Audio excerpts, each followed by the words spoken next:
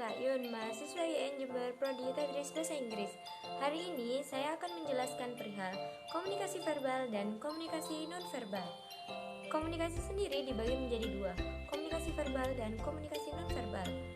Oke, komunikasi verbal adalah komunikasi yang dilakukan secara tulisan maupun lisan. Contohnya, seperti melakukan obrolan tatap muka dan send message.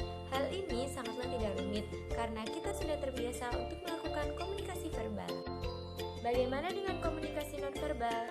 Komunikasi nonverbal adalah komunikasi yang memerlukan reference dan experience.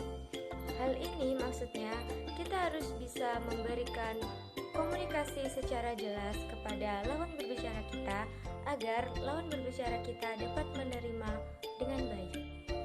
Hal ini dapat menjadi masalah apabila terjadi kesalahpahaman dalam mengirim ataupun menerima komunikasi nonverbal. Komunikasi nonverbal sendiri menggunakan simbol, sentuhan, koremik, dan vokalik. Baik, saya akan jelaskan secara rinci mengenai hal tersebut. Oke, yang pertama simbol.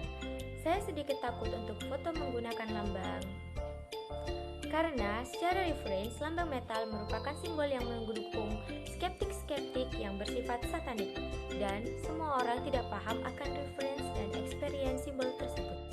Yang kedua, sentuhan. Hal ini refleks diberikan sebagai bentuk persetujuan dan ketidaksetujuan. Seperti misal, ada dua orang mengobrol. Salah seorang menepuk bahu lawan berbicaranya dengan keras. Hal ini menunjukkan bahwa sentuhan tersebut bisa saja menunjukkan akan ketidaksetujuan.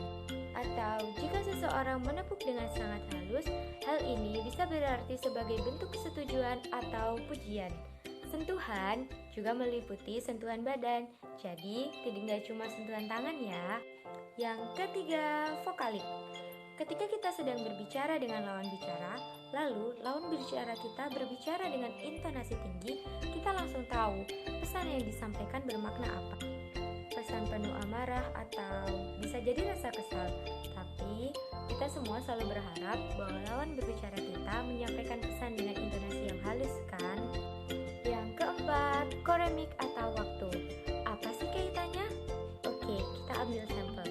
Ketika kita ingin meminta uang kepada orang tua kita, sangatlah wajar jika kita menunggu waktu yang tepat, yaitu seperti orang tua kita baru gajian.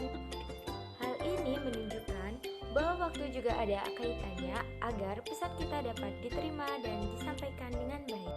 Jadi, kesimpulannya, komunikasi verbal adalah komunikasi yang diberikan secara lisan dan tertulis, sedangkan komunikasi nonverbal adalah komunikasi yang dapat dirasakan oleh panca indera dan juga dirasakan oleh perasaan.